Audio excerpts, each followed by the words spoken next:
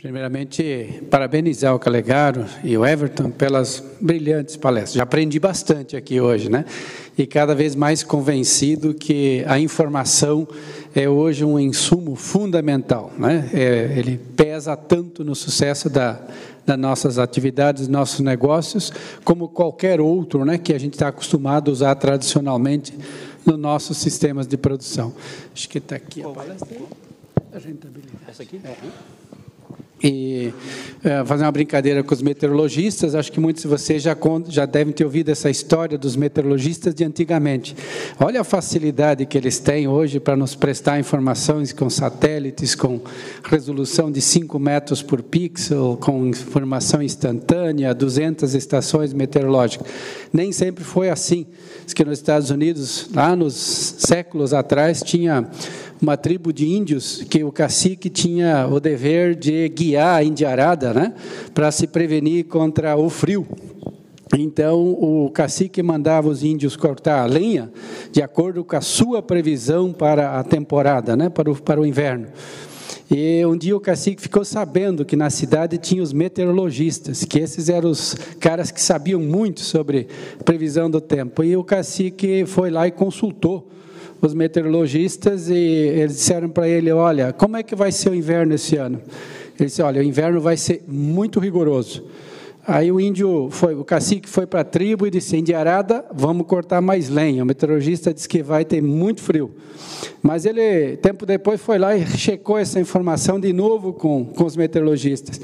Disseram: olha, vai ser rigorosíssimo. E assim o índio volta para a tribo e corta mais lenha. Quando ele voltou pela terceira vez, ele perguntou, o cacique perguntou assim: e como é que vocês sabem que o inverno vai ser rigorosíssimo? Diz: olha, nós nunca vimos os índios cortar tanta lenha como esse ano, né? Então, acho que hoje não precisa mais isso. Everton, parabéns ao trabalho que vocês fazem. É realmente bonito de ver o nosso Estado liderando, né, a informação e também esse diagnóstico, Calegaro, que vocês fizeram, né? Hoje, quem não sabe, né, as informações não tem como administrar. Mas a primeira coisa a falar de rentabilidade na cultura do arroz, e como foco desse seminário, do 24º, como dizia o presidente, o foco é a gestão. A gente pode ver que o lucro está cada vez mais no detalhe, né? 6 por meia dúzia, a maioria dos produtores consegue trocar. A questão é ter o extra, aquele que vai para o bolso do produtor, né? Então, é disso que nós vamos falar um pouco aqui hoje. Eu ouvi falar que é o de baixo que toca, é isso mesmo, né?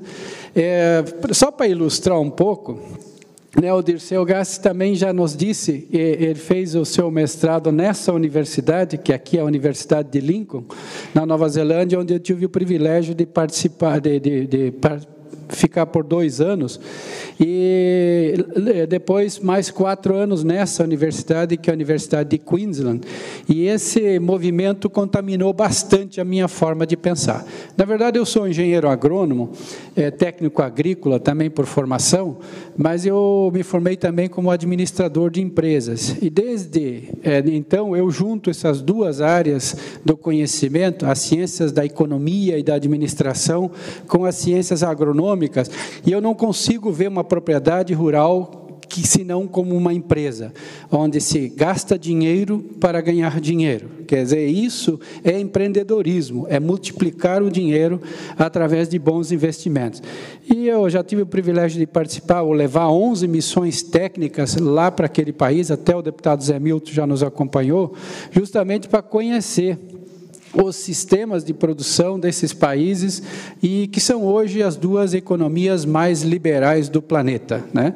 E não é por nada, a Austrália é hoje o 2º maior índice de desenvolvimento humano do mundo, só perde para a Noruega, e a Nova Zelândia é o 6º maior IDH, mas é também o maior IDS, Índice de Desenvolvimento Social. Então, eu sempre digo assim que existem algumas lições de competitividade e alguns fundamentos que realmente são bastante úteis para o nosso cenário, né, de nossa vida. E se tem uma coisa que eu acho que é fundamental se olhar, é justamente aqui: gestão que leva à eficiência. O presidente nos falava agora há pouco sobre isso, né? Quer dizer, não há margem para desperdícios, o mercado não tolera as ineficiências, nós não conseguimos, principalmente quando trabalhamos com commodities, e o arroz é uma commodity, nós não conseguimos transferir a nossa ineficiência, a nossa incompetência para outros. Nós temos que assumir e resolver ela no nosso sistema de produção, senão o sistema é excludente, como foi dito. E a Nova Zelândia faz isso com maestria na produção de leite. Hoje é um país que é responsável por 1/3 de todas as exportações de leite do mundo, num país do tamanho do Rio Grande do Sul. E para exportar a produção e produzir sem subsídios, você precisa ser muito competente. Nessa competência está essa perfeita integração solo, clima, planta, animal e, obviamente, o mercado. E o lucro está nisso, no detalhe. Como esse sistema é organizado, como esse sistema é gerido para chegar nesse grau de eficiência, né?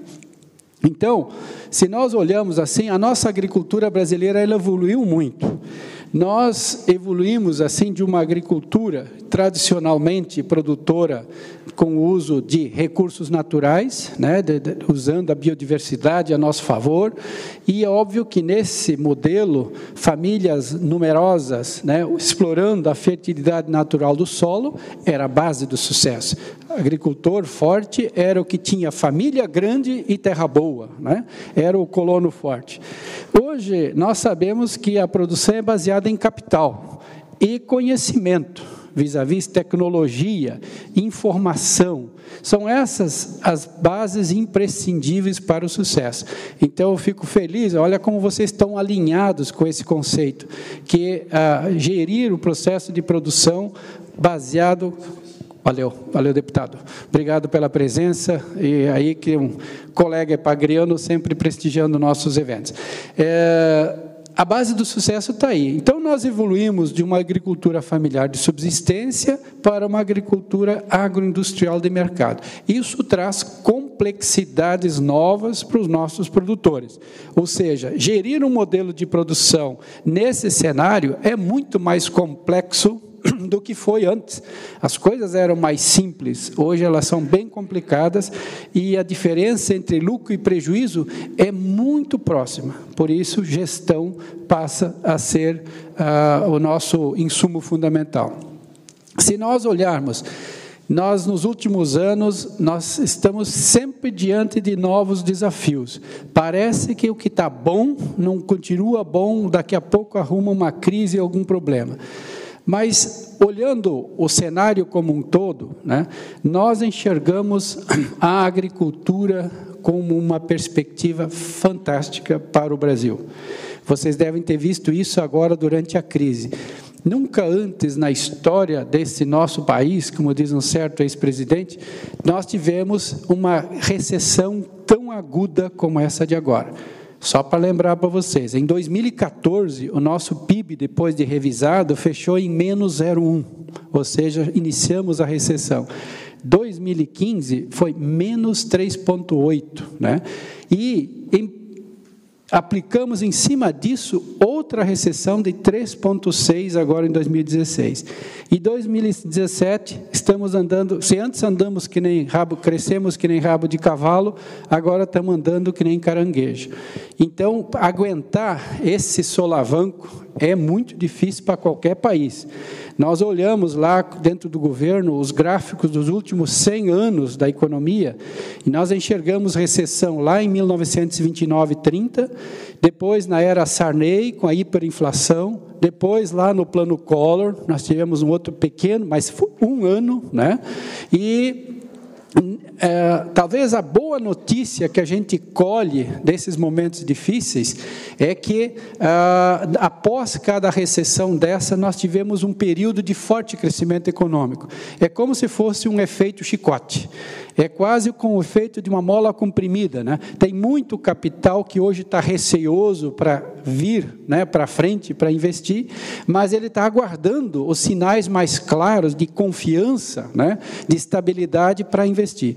Então, quem sabe, se nós fizermos o dever de casa, arrumarmos essa bagunça que nós mesmos criamos, quem sabe nós passamos a ter um período virtuoso muito em breve. E se nós olharmos essa crise, ela tem outro lado bom. Lado bom não tem na crise, mas vamos dizer, a parte que menos talvez nos preocupa, é o fato de que essa é uma crise made in Brasil. O mundo não está em crise, o mundo está progredindo. Os BRICS, por exemplo, que são os nossos mais comparáveis, né? Todos estão crescendo. Quem está andando para trás é o Brasil. E isso significa que foi nós que criamos essa crise para nós mesmos. Nós não precisamos esperar o mundo sair da crise para nós sairmos da crise. É só fazer o nosso dever de casa. E dentro dessa crise, o agro teve uma trajetória diferente do resto. Vocês viram agora, acabou de ser divulgado, depois de 8 trimestres de recessão, né, nós tivemos o primeiro trimestre de crescimento. E foi um crescimento de 1%, quase 1%. Só que ele foi puxado pelo agro, que cresceu 13,4% nesse período. Agora o CAGED divulgou os resultados do emprego, né? Então, criamos 34 mil empregos a mais no país agora, no trimestre passado. Só que a agropecuária criou 45 mil, né? Então, né, os outros setores ainda admitiram mais do que contrataram. E o agro tem, em primeiro lugar, o mérito de ter muita competência da porteira para dentro. O país melhorou muito a tecnologia produtiva, se tornou competitivo. São Pedro foi bastante generoso conosco, mandando safras boas nos últimos 3 anos, né? Mas também nos beneficiamos de 2 aspectos. Uma é que a última renúncia de consumo dos nossos cidadãos, mesmo em tempos de crise, é o alimento. Então, os brasileiros renunciaram a outros itens de gastos, mas continuaram comprando alimentos, mesmo substituindo, às vezes, alimentos mais caros por alimentos mais baratos. Então, isso manteve a demanda por alimentos. Mas o outro mérito é que nós somos uma economia agropecuária exportadora. 50% de todas as exportações do Brasil vem do agronegócio. E o mundo não está em crise, o mundo continuou comprando e o agro se beneficiou disso. Então, na soma, né, a agropecuária ajudou a segurar essa crise e certamente vai ajudar a sair dela. Mas, olha, apesar desse cenário negativo que a gente coloca aqui, olha o que o mundo nos oferece. Nós somos hoje uma população de 7,2 bilhões de pessoas, vamos ser 9,4 para 2050, segundo a ONU, isso é 40% a mais de gente para alimentar. Na África, esse número de pessoas vai dobrar. A União Africana, que são 54 países, estive lá palestrando para eles, para a ONU, na União Africana, 2 anos atrás, e a gente vê que tem muita gente ainda lá, são 1 bilhão e 80 milhões de pessoas, mas o consumo de alimentos vai crescer 75%. Por que vai crescer 75% quando tem 40% a mais de gente? É porque tem uma regrinha dos $8. Até que a renda per capita das famílias chegue a $8, tudo que elas ganham a mais é prioritariamente gasto com alimentos. Por isso, como esses países populosos, como a China, a Índia, a próprio continente africano, estão melhorando suas economias, nos vendendo essas coisinhas, provavelmente está escrito aqui, made in China, né? Esses países estão ávidos por alimentos e vão comprar muita coisa. E se nós olharmos, um produto que eles querem muito é proteína animal. O consumo de proteína animal deve dobrar até 2050. Haja carne e leite para alimentar esse povo que está ávido por comida e que vai fabricar de tudo para nos vender e querer o nosso alimento. Então, eu quero pintar esse cenário assim para vocês, para mostrar que existe um forte apelo para investimento na agropecuária brasileira. Outra coisa que nos interessa aqui, quando a gente fala em gestão dos nossos negócios na agropecuária, é a questão da população. Até, em 1950, 65% praticamente, 2/3 da população brasileira vivia no campo. Essa população produzia seus próprios alimentos e, eventualmente, vendia o excedente para o outro terço que vivia nas cidades, que não produzia comida. Isso vem se reduzindo aqui no Brasil e hoje nós estamos na faixa de 15% da população só rural e 85% urbana. Isso é uma boa notícia para nós que produzimos, porque é mais gente comprando aquilo que nós queremos produzir. Notícia positiva, porque o mundo realmente está, nesse sentido, a nosso favor. Se olharmos para Santa Catarina, a situação, até olhando um período mais curto, da mesma forma, nós em 80, portanto, há 37 anos atrás, nós tínhamos 41% dos catarinenses no campo, né? Quando nós éramos ali 3,5 milhões de catarinenses. Hoje nós somos 7 milhões de catarinenses e apenas 15% deles vivendo no campo. Então, hoje, realmente, Santa Catarina segue essa tendência e nós temos menos gente no campo, porém, gente mais produtiva e mais profissionalizada. E aí vem o grande desafio. Como é que nós vamos conseguir fazer, nas nossas pequenas propriedades, grandes negócios? Eu tenho meus irmãos e minha família, eles migraram para Roraima, lá no final da década de 70, início dos anos 80. São produtores de arroz lá, tem um irmão que tem fazenda. Então, ele fala assim, tem uma lavourinha de 200 hectares. Então, lavourinha é 200 hectares. Aqui seria uma lavoura grande. Os conceitos são diferentes.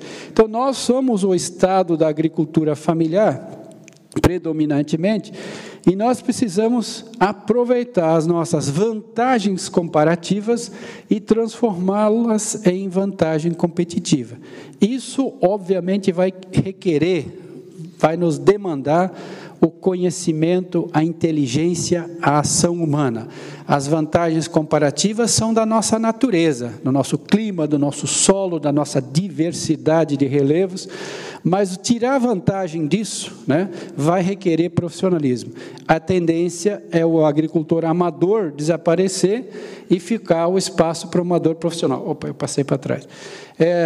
Então, o que acontece?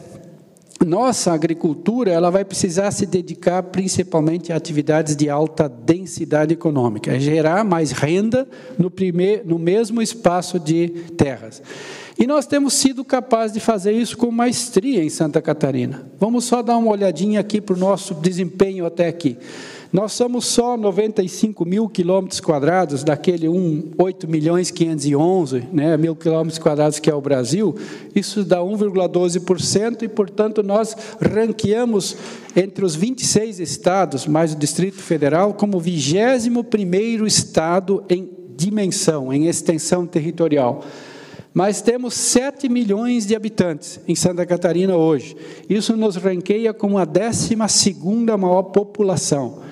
Mas somos a 6ª maior economia, que em 2016 o Estado teve um PIB, né, um Produto Interno Bruto, de 241 bilhões de reais. Então, somos a 6ª maior economia, nossa economia é maior que a economia da Bahia, que tem o dobro da população do que o nosso Estado. Mostra que não é o tamanho que define o tamanho do nosso desenvolvimento econômico, né? E aí vamos olhar dentro de Santa Catarina o agro. O nosso agro representa 29% do PIB. Se somar tudo que a cadeia produtiva do agronegócio, com suas diversas produções, compõe, é 29% daqueles 241 bilhões. Mas 60% desse faturamento, né, ou desse valor gerado, é gerado por proteína animal. E isso é uma característica de Santa Catarina. Então, nós temos aqui as exportações do nosso estado, né, representadas, são compostas 61% pelo agronegócio. Então, mais uma coisa importante, Santa Catarina vai bem porque tem uma economia agropecuária exportadora, né? É daqui que vem boa parte da força, porque são atividades que agregam valor. Então, nós temos um estado que tem 90% das suas 195 mil propriedades economicamente ativas com menos de 50 hectares, né? Aqui eu falava com os colegas, né, o módulo fiscal aqui está na faixa de, varia, em Santa Catarina, de 7 a 28 hectares, aqui é 14, né, lá no sul é um pouco maior, né, 18, né? Então você tem a maioria das propriedades abaixo de 4 módulos, com essa área de 50 hectares.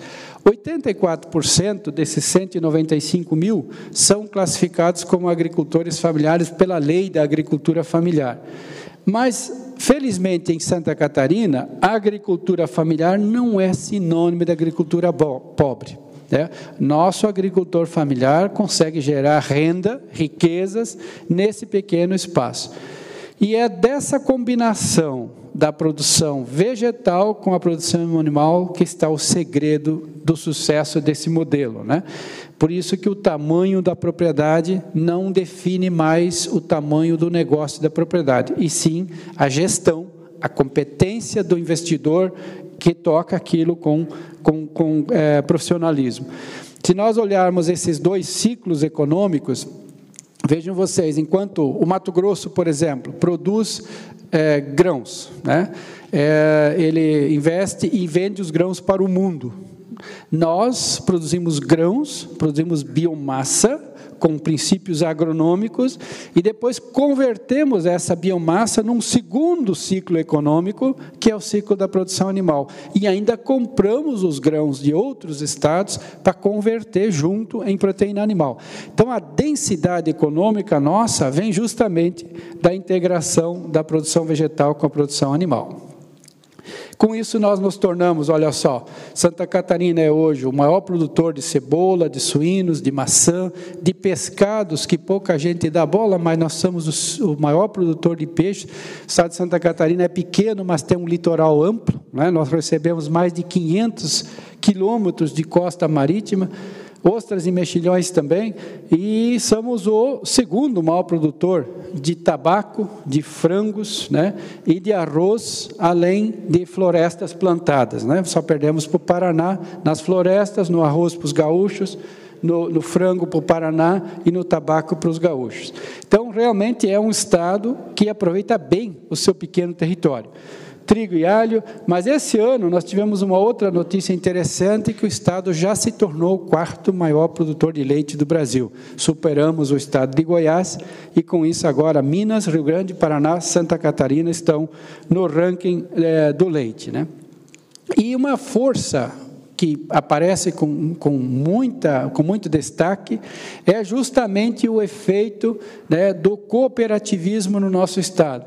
Se nós olharmos aqui, o cooperativismo, de 2004 até 2016, isso são 13 anos, né, ele vem evoluindo de um faturamento de 6 bilhões de reais por ano, as cooperativas associadas ou registradas na OSESC, vem de 6 bilhões e meio, vem crescendo consistentemente, até chegar em 31,5 bilhões de reais.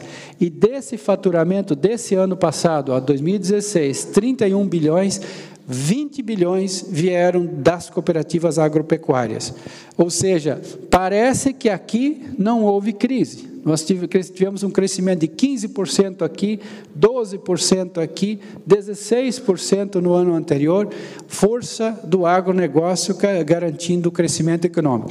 E a gente percebe isso, quanto mais nós vamos para o oeste, mais claro fica a influência da agropecuária na economia local. Então, quando não se é o maior, é importante ser o mais organizado, o mais cooperativo, né? Bom, aí vem uma questão fundamental para nos levar ao como nós vamos administrar melhor a nossa propriedade. Uma coisa que mudou muito nos últimos anos é a tolerância da sociedade em relação às externalidades que a nossa produção causa. Ou seja, há um tempo atrás não tinha preocupação com licenciamento ambiental, não tinha muitos problemas em como nós usávamos os recursos naturais. Hoje, a sociedade inteira, e principalmente aqueles 85% que estão na cidade, tem uma vigilância muito grande se nós estamos respeitando os princípios da sustentabilidade, até como condição para ficar no mercado principalmente se a gente busca, inclusive, mercados globais. Então, a produção tem que respeitar esse tripé clássico da sustentabilidade, que é o respeito ao meio ambiente, tem que ter eficiência econômica, gerar benefícios para que a sociedade aceite a presença daquela atividade econômica.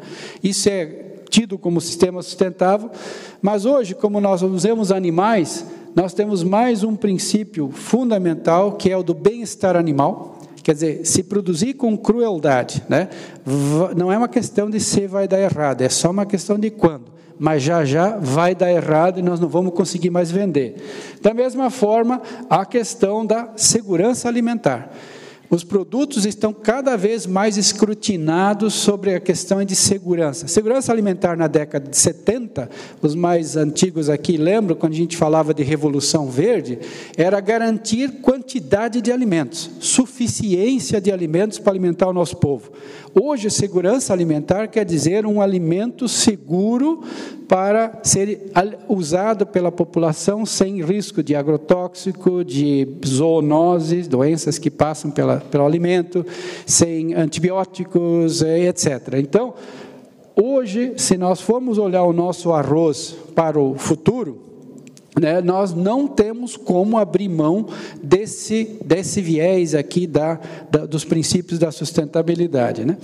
E, no nosso caso de Santa Catarina, né, nós temos uma questão fundamental, que é ter a nossa sanidade da produção animal em dia, né? Ontem à noite, o deputado Zé Milton estava lá conosco, nós tivemos uma cerimônia na Assembleia Legislativa, onde o nosso Parlamento Estadual fez uma homenagem aos 10 anos do certificado de área livre de febre aftosa, que Santa Catarina conquistou em maio de 2007.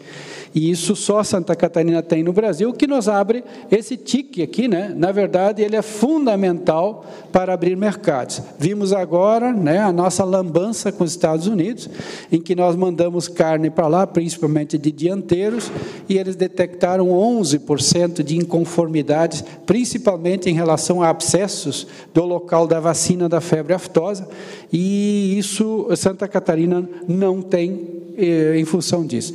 Eu aproveitei esse slide aqui da nossa equipe, que fez o estudo do arroz, né, para mostrar que aqui é a meca do arroz de Santa Catarina.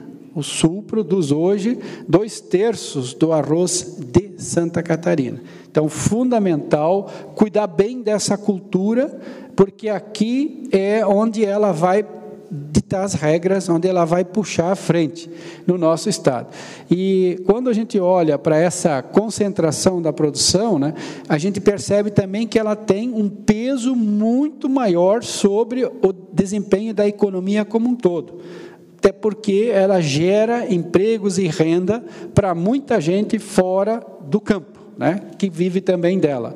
E quando a gente olha dos ganhos, eu aproveitei esse slide, quero até agradecer ao Clair e a equipe que mandaram, né, eu recebi também a palestra, né, e é interessante ver como nós temos como única alternativa para aumentar a produção de arroz no Sul, a produtividade, né? Nosso foco tem que ser a produtividade.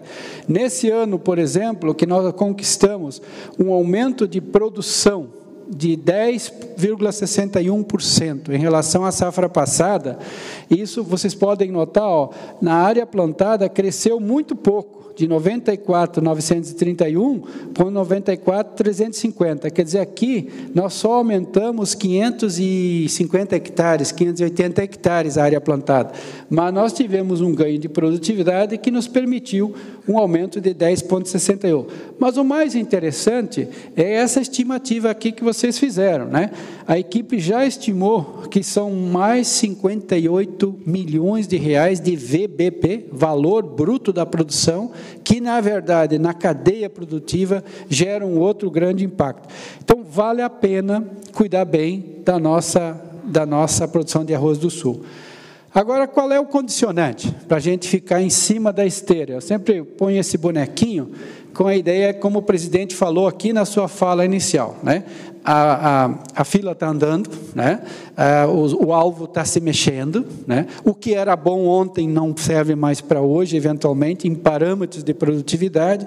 Talvez o produtor de arroz, quando colhia 100 sacos por hectare, ganhava mais dinheiro ou tinha uma margem maior do que ele tem hoje com 180 sacos, mas isso não quer dizer que voltar a 100 seja a solução, porque tudo mudou. Né? Não é ceteris paribus, como diz, nem tudo ao redor ficou constante. Os gaúchos melhoraram a produtividade, né? O resto do país, o mundo melhorou, quem ficar parado está andando para trás. Então, produto de qualidade é imprescindível. Você engana alguns por algum tempo, mas não engana muitos por muito tempo. Então, qualidade é fundamental. O custo tem que ser competitivo. Por quê? Porque se você tiver um produto de qualidade, mas o teu custo de produção está fora dos parâmetros de mercado, vai ter alguém que vai colocar um produto tão bom quanto o seu por menos e vai tomar o teu lugar, vai tomar o teu mercado. Logística eficiente ao longo da cadeia produtiva. Isso é fundamental, porque se o produto não chegar onde está o consumidor, na hora certa, na forma que ele deseja, não vai conseguir vender. E a questão da conformidade com as exigências da lei. Andar fora da lei é uma opção que pode dar resultado imediato para alguém, alguma vantagem, mas ela não se sustenta no longo prazo. Pegar o exemplo bem típico da turma do leite, né? Recentemente, principalmente do Rio Grande do Sul, né, teve uma sequência de fraudes no leite, né? Teve gente que ganhou dinheiro com isso, por algum tempo, mas não durou muito tempo até eles verem o sol nascer quadrado. Quer dizer, não tem como a gente andar fora da lei nesse aspecto. Então, é fundamental nós trabalharmos dentro da legalidade ambiental, tributária, trabalhista, social e assim por diante.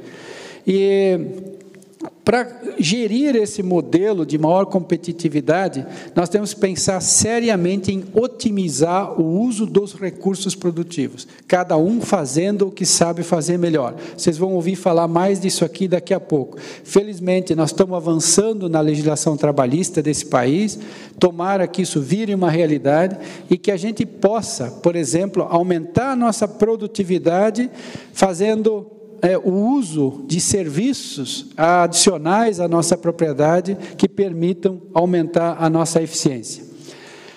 O produtor do sucesso não vai conseguir fugir disso, né? Empreendedorismo e profissionalismo, qualidade nas decisões, ou seja, quem fizer as melhores escolhas vai ficar em cima da esteira. Quem errar mais nas escolhas que faz e acertar menos é candidato à exclusão por conta das regras de mercado. Isso nos traz para dentro daquele foco. E aí, a gestão pode fazer a diferença na rentabilidade? Primeira coisa, a pergunta anedotal aqui é: você viajaria num avião sem instrumentos de controle? Santos Dumont voou, numa primeira vez, lá em 1906, em um aparelho que tinha pouquíssimos instrumentos de controle. Mas ele viajou num dia de sol, ao redor da Torre Eiffel, em Paris, por ali, que ele estava bem orientado e não voou muito alto. Meus irmãos lá em cima são pilotos, eles têm a aviação agrícola lá. A minha mãe costumava dizer para eles: ó, filho, de manhã ela fala: filho, não voa muito alto nem muito ligeiro, né? Orientando ele para ter segurança.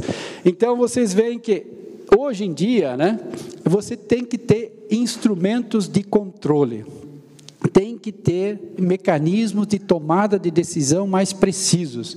Aí entram, por exemplo, essas informações sobre o clima, sobre o mercado, sobre as condições de pragas e doenças. Isso vai balizar a nossa decisão para ela ser uma decisão com menos margem de erro, né? E aí vem aquela história, essa foto, alguns de vocês devem conhecer, até as pessoas que estão aqui, aqui da região, onde antigamente se achava que quem vai bem tem mais sorte do que aquele que não vai tão bem. E hoje a gente sabe muito bem que não é a sorte que define vencidos e vencedores, e sim administradores mais competentes versus administradores menos competentes. Não é a sorte que define os vencedores. Por quê? Porque administrar ou gerenciar, tomar decisões, é a arte de fazer escolhas, né? Ou seja, a todo momento nós estamos expostos a uma série de possibilidades, de alternativas para o nosso caminho. E nós temos que, no meio disso tudo, fazer uma escolha. E essa escolha, né, tem que ser acertada sob pena de ameaçar a nossa própria sobrevivência com o negócio. E o arroz não escapa disso. Então, quem acerta mais e erra menos, tende a ter mais sucesso nesse processo. Então, começa a responder aquela pergunta: a gestão faz a diferença? Nós vamos ver que sim. Acertar o alvo é o nosso objetivo. Tem uma clássica figura da administração, que é a do Falcone, nos seus livros de administração, e aí a gente percebe assim, mas o que é, então, fazer uma boa gestão da propriedade? Bom, ela começa com um plano. Quem não tem plano, qualquer lugar, qualquer caminho parece que é o certo. O plano é você colocar no papel, ter uma estratégia, saber aonde você quer chegar. E isso, normalmente, na agricultura, nós não temos o hábito de fazer. Fazer uma projeção, um planejamento, aonde eu quero ir. Nós, uma vez tendo um plano, nós temos que executá-lo, temos que desenvolvê-lo, né? Desenvolver este plano. E aí entra aquilo que nós chamamos de gerenciamento. Você traçou um plano, agora precisamos gerenciar para o trem ficar em cima do trilho, fazer as correções ao longo do caminho. Nós precisamos fazer avaliações ou correções, controle, né? Que é o C. Então, controlar aquilo que está acontecendo. E, por fim, avaliar para implantar ações corretivas. Isso seria o clássico modelo. Imagine a nossa propriedade. Eu vou planejar onde eu quero chegar nesse ano, em 5 anos, em 20 anos, eu tenho uma estratégia planejada. Agora eu vou trabalhar, botar esse plano em prática. Tem planos bem operacionais, que é quando plantar, quanto adubo usar, onde comprar os insumos e assim por diante. Tenha as avaliações, só registrando, só controlando, saber quanto custa, não apenas saber o resultado quando vai encerrar a safra para saber se sobrou alguma coisa. E implantar avaliações corretivas, correções através da avaliação. Então, o foco é o alvo. Qual é o problema dessa história? O problema é que quando a gente acha que acertou bem no alvo, quando a gente está conseguindo fazer tudo, existe um chamado padrão e melhoria contínua. Parece que o alvo se mexe. Tu está com tudo bem certinho na mira, propriedade redondinha, produzindo 175 sacos por hectare, ou 150 sacos por hectare, que é a média, só que daqui a pouco o alvo se mexe. Isso não serve mais. Temos um novo patamar de produtividade, surgiu uma variedade nova, né? A IPAGRE lança, depois do SC S121, outra variedade. Os produtores que adotam a nova tecnologia aumentam a sua produtividade, e se eu não me mexer, eu não vou conseguir seguir esse padrão. Então, aquilo que eu falei, se uma vez ganhávamos dinheiro com 100 sacos por hectare, e hoje precisamos de, no mínimo, 150, é porque daqui a pouco nós vamos precisar de 180 para ganhar dinheiro. Não se assustem se isso acontecer. É o processo natural do desenvolvimento ao longo do tempo. Então, sempre vão acontecer melhorias. E, para isso, nós temos que cuidar bem da produção. A propriedade, o nosso negócio não é só produzir. Esse é outro problema que nós temos muitas vezes na nossa propriedade. Todo o trabalho, todo o foco vai para aumentar a produção. Na Nova Zelândia e na Austrália, os nossos produtores lá começam sempre a falar farming for profit, not farming for production, né? Produzir para lucro, não produzir pela produção. Então, só a produção maior não garante lucratividade maior. Nós temos que olhar para o mercado, né, ver como é que está a relação de preços, comprar bem, vender bem, aproveitar todas as oportunidades ali. Nós temos que cuidar bem das pessoas, porque uma propriedade rural, geralmente familiar, ou mesmo que seja de empregados, se ela não tem recursos humanos ou pessoas satisfeitas, ela também não vai longe. E cuidar bem das finanças. Muitos agricultores trocam os pés pelas mãos quando o assunto é investimentos, quando é captação de recursos, fazer empréstimos. E aí, muitas muitas vezes têm famílias estressadas, famílias em má condição de vida, porque estão endividadas acima do que deveriam, ou não administraram bem, ou têm investimentos mal feitos, por conta da falta de atenção a outras áreas que estão fora da produção. Então, eu chamo a atenção para esse detalhe. Administrar bem, ter rentabilidade contínua, exige um cuidado muito grande. Às vezes, do lucro, como o lucro está hoje, a margem é reduzida, o lucro pode estar na boa compra de insumos. A boa hora de comprar insumos. Então, é importante manter esse foco ali também. Nós vamos ser exigidos com competência em todas as áreas e não apenas nenhuma delas, né? Quem não controla, não administra. Nós só administramos aquilo que controlamos. Se você não sabe para onde quer ir, qualquer caminho parece que serve. Quem não planeja, também não gerencia. Como eu disse, para você poder, né, ter um gerenciamento do seu negócio, uma boa gestão, tem que ter um plano, porque senão você não tem trajetória traçada. Fundamental esse aspecto. E, como disse, cuidado quando vai fazer investimentos, né? Muita gente começa, e o governo não é diferente, começa em investimentos sem ter todos os recursos, e aí o projeto sai uma nhaca, né? Esse nosso amigo aqui foi fazer um projeto, e faltou um recurso fundamental, né? E aí o projeto fica pela metade, né? Muito cuidado na hora de fazer, nunca comecem os projetos sem estar bem estruturados. Planejar, dirigir, controlar, né? O que controlar? Né? Nós temos receitas, despesas, os indicadores de desempenho, de produtividade.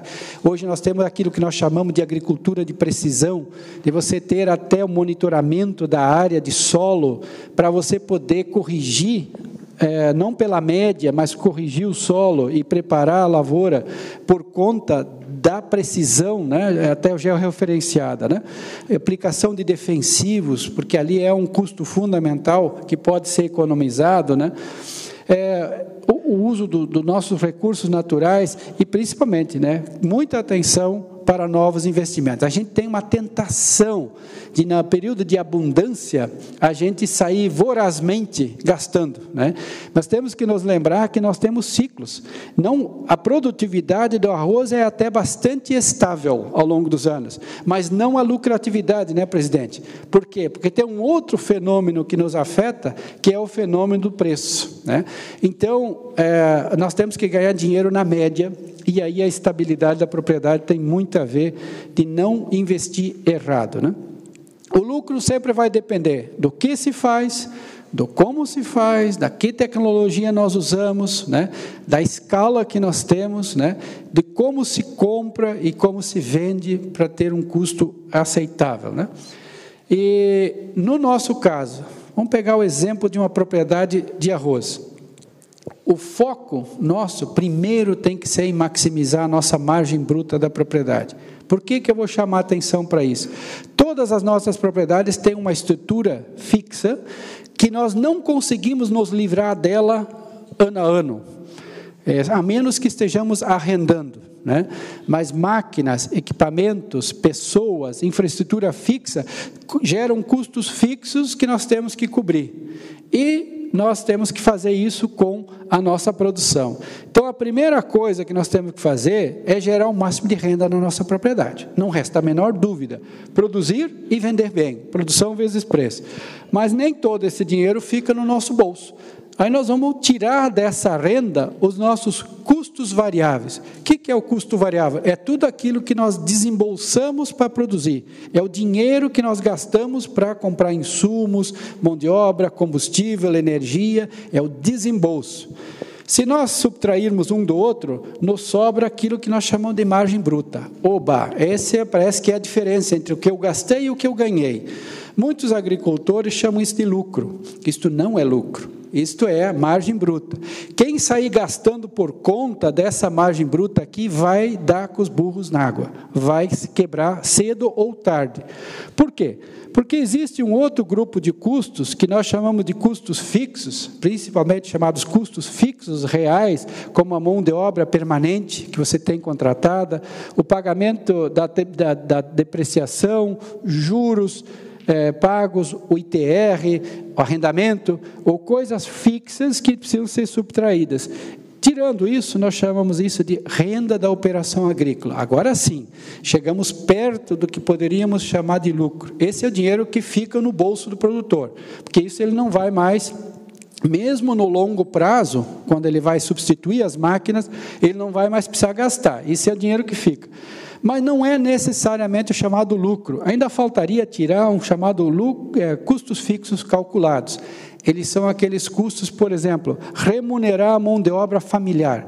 O valor do trabalho de cada membro da família é um custo calculado. Você não vai desembolsar, mas tu tem que manter a família. Os juros sobre o capital próprio, você pode fazer uma conta. Olha, em vez de eu aplicar o dinheiro aqui em máquinas, equipamentos e em terra para produzir arroz, quem sabe se eu vendesse tudo e aplicasse no Banco do Brasil, aplicasse na poupança. Então, esse é um juro calculado, um custo-oportunidade. Aí, efetivamente, nós chegaríamos ao que chamaríamos de lucro.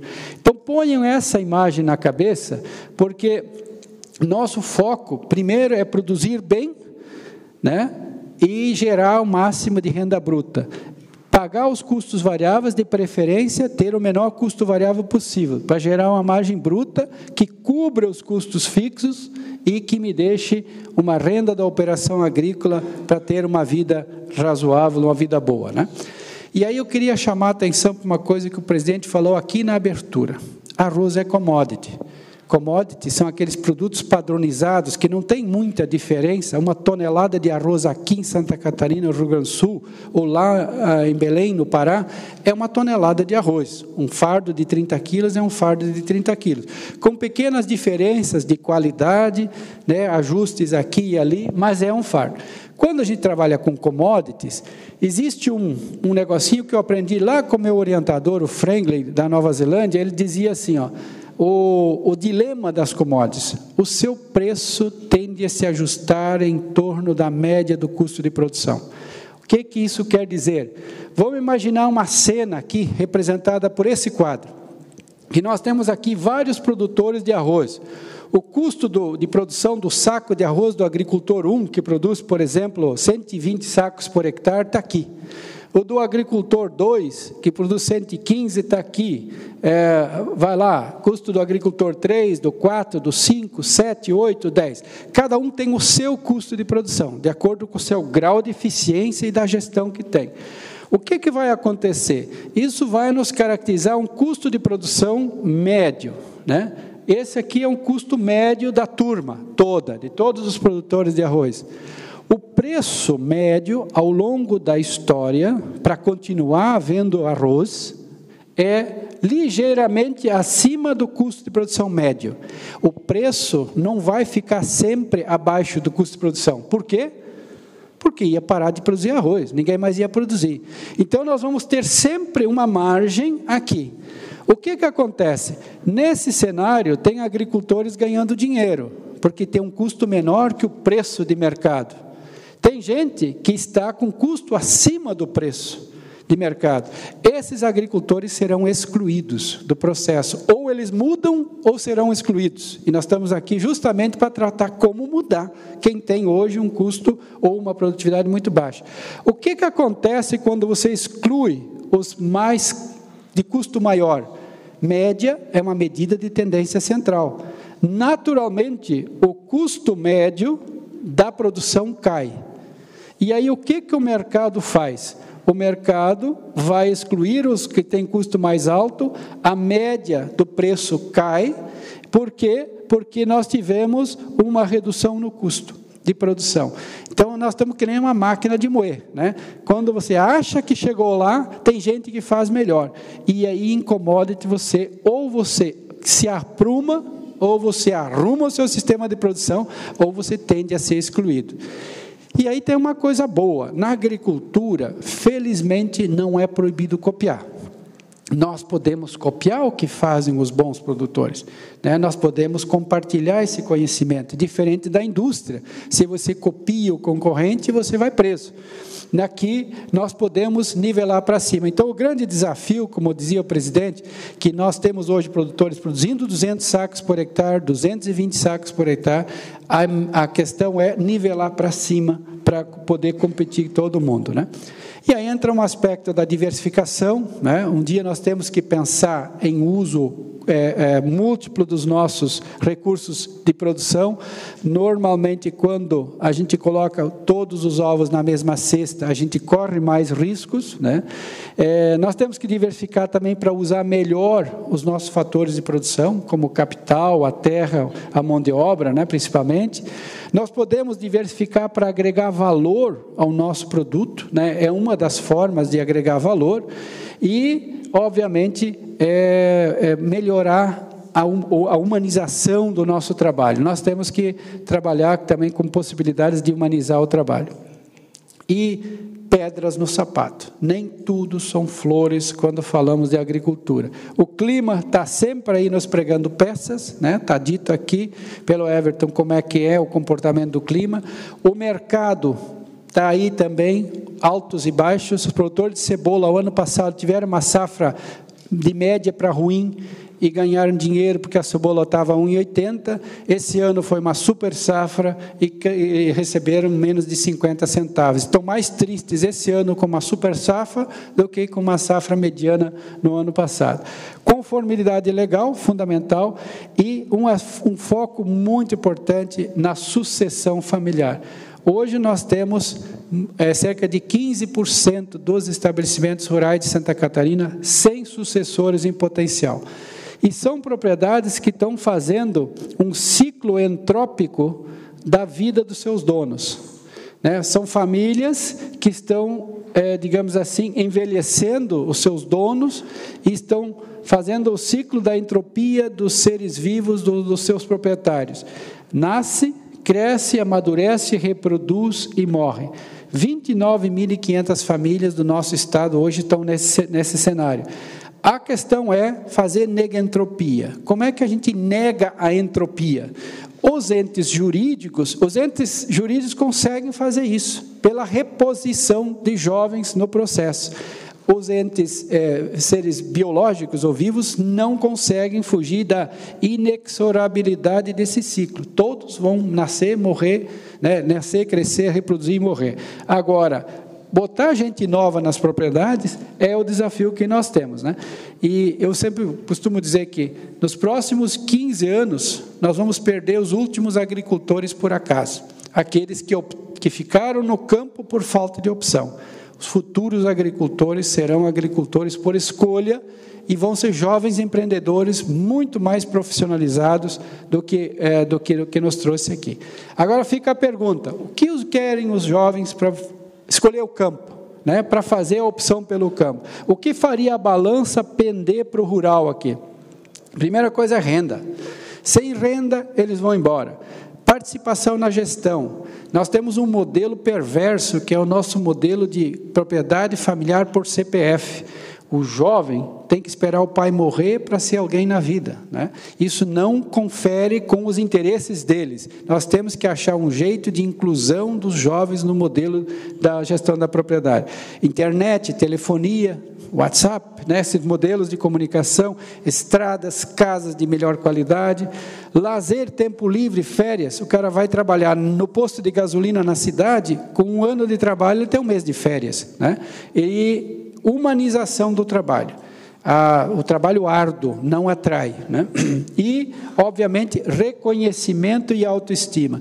Essa ideia, até mesmo eu sou da extensão, 34 anos atrás, quando eu comecei, todos os nossos cartazes na Caresc, no Banco do Brasil, quando você pintava num cartaz, né? O agricultor era um homem de calça rasgada, um chapeuzinho esfarrapado, uma enxada nas costas e um cachorro magro do lado, e o gerente do Banco do Brasil, o agrônomo da Caresc, era um cara bem vestidinho e tal. Vocês acham que o jovem quer ser quem desses dois, se ele tem escolha para fazer, né? É óbvio que isso pesa extremamente contra a opção pelo campo e a gestão das propriedades rurais.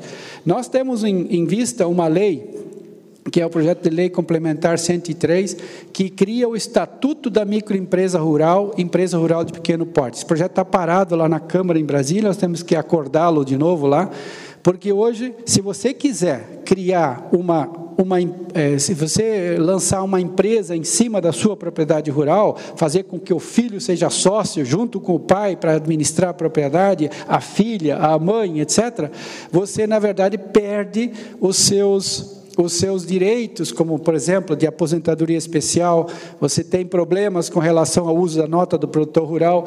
Então, nós temos um modelo perverso que junta, né, praticamente joga o CPF da propriedade do pai como sendo o único homos econômicos da propriedade, né? Então, isso tem que mudar para melhor. Assistência técnica com enfoque na gestão da propriedade, né? Nossos técnicos são muito bons, e eu fui, por tantos anos, técnico de campo, e a gente sabe que é bem mais confortável levar o manual embaixo do braço, né, e orientar o arroz, o frango, a vaca de leite, né, e tal. Difícil é ajudar o agricultor a tomar decisões sobre investimentos, sobre mercado, sobre, enfim, gestão das pessoas na propriedade. Então, nossos técnicos, e a minha tese de mestrado na Nova Zelândia foi exatamente isso, o modus operandi dos Farm Management Consultants, que o produtor rural de lá, ele não quer mais o técnico que venha só lhe dizer como planta, ou quanto adubo usa, ou que variedade plantar.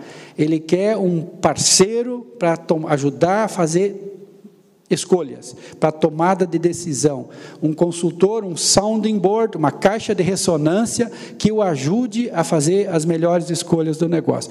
Então, nossos técnicos precisam acordar para esse lado aqui. Hoje o mercado precisa de consultores em negócios agropecuários, e para isso ele tem que ser bom tecnicamente, mas também ter todo o conhecimento sobre mercado e economia.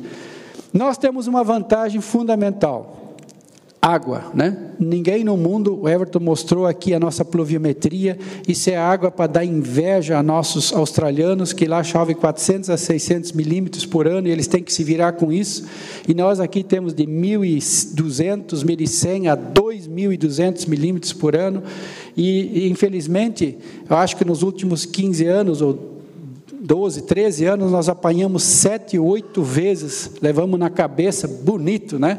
Por estresse hídrico, mesmo tendo chovido 1.800 milímetros, porque nós ainda não aprendemos a captar, a armazenar água adequadamente para nosso sistema de produção. Concluindo, né, o Clair já me avisou, porque nós temos 5 minutinhos, mas para concluir bem rápido aqui, será que a rentabilidade da cultura do arroz pode melhorar com a melhoria da gestão da propriedade? A resposta é absolutamente sim. Mas vai depender muito das habilidades de gestão. Ninguém nasce sabendo. Nós temos que aprender a tomar decisões mais refinadas na propriedade. Vai, evidentemente, exigir aquilo que se chama de profissionalismo, né, e empreendedorismo para chegar nesse processo. Claro que também temos que ter políticas públicas com incentivos positivos, porque ninguém vai fazer isso se não enxergar um apoio com crédito, com acesso a capital. Porque nós falamos assim, por exemplo, humanização do trabalho. Muitas vezes depende de automação, depende de mecanização, isso exige capital. Nós vamos ter mais renda, nós vamos ter apoio para a produtividade e assim por diante. Depende também de cadeias produtivas bem organizadas, com formalizações por contrato. Pessoal, a nossa agricultura, ela se acostumou com uma trajetória que era, primeiro, produzir para alimentar a família e vender o que sobra. Vender para quem? Para quem quisesse comprar, não é isso? então vender os excedentes. Hoje mudou completamente. Nós produzimos para um mercado. E nós ainda achamos que nós podemos produzir e no dia que o produto está pronto vai ter alguém que vai comprar esse produto. Isso é coisa do passado. Nós temos que aprender a nos formalizar e amarrar os elos da cadeia produtiva de forma contratual. A melhor forma de fazer essa amarração é o cooperativismo. Porque o cooperativismo tem por princípio a fidelização. Então você tem aporte de insumos, aporte de assistência técnica e já tem uma estrutura de comercialização para quem você está produzindo. Você não está produzindo sem saber quem vai pegar o seu arroz.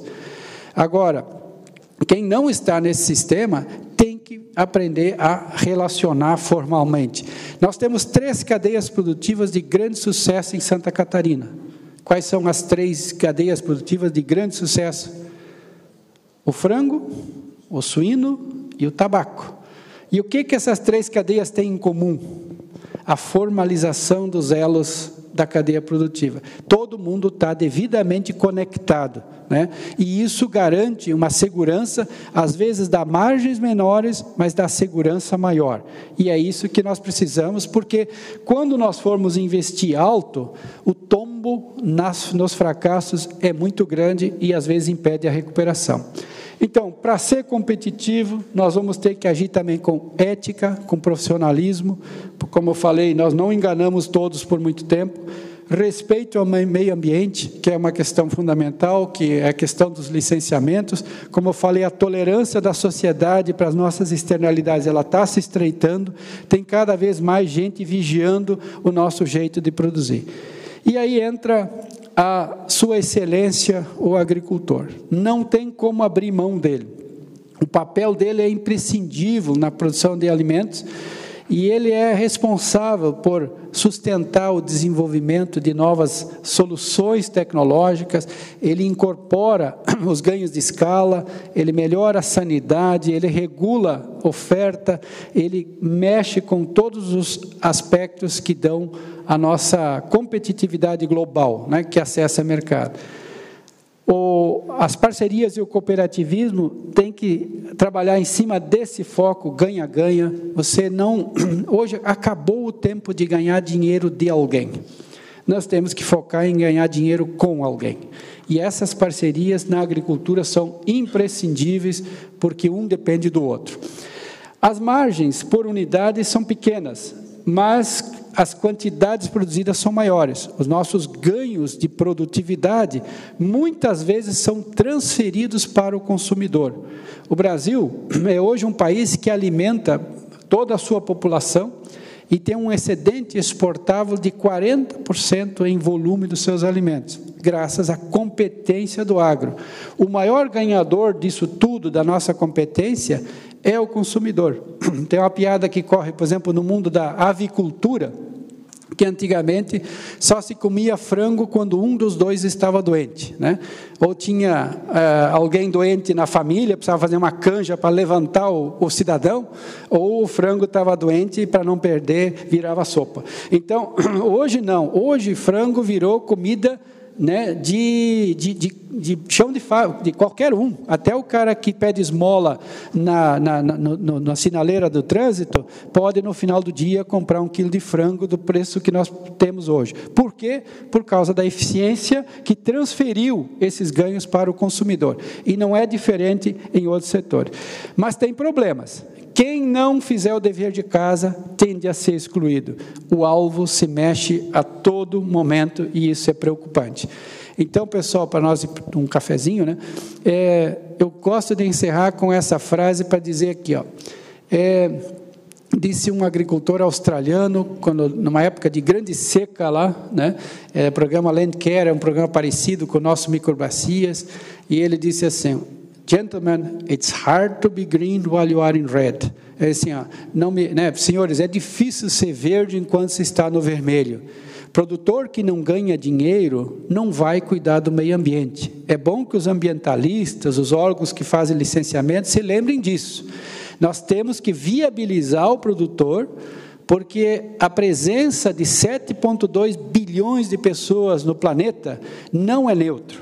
Eles vão comer. e vão comer a última árvore, a última raiz, o último bicho para sobreviver. Então, nos resta usar a inteligência, a razão, o conhecimento, a ciência, para produzir e alimentar esse povo. E com isso, nós vamos também conseguir produzir um meio ambiente melhor. A miséria, a pobreza, né, são extremamente nefastas para o meio ambiente. Os maiores desastres ambientais ocorrem onde tem isso. Vide, né, os bairros da periferia do Rio de Janeiro, onde corre o esgoto, como estão os riozinhos lá, como está a Baía da Guanabara. Ou seja, o desenvolvimento também gera soluções, ao mesmo tempo que gera impactos. Então, por isso que eu termino dizendo isso. Ó. Sim, nós temos uma grande possibilidade de melhorar o rendimento da cultura do arroz, através da melhoria da gestão.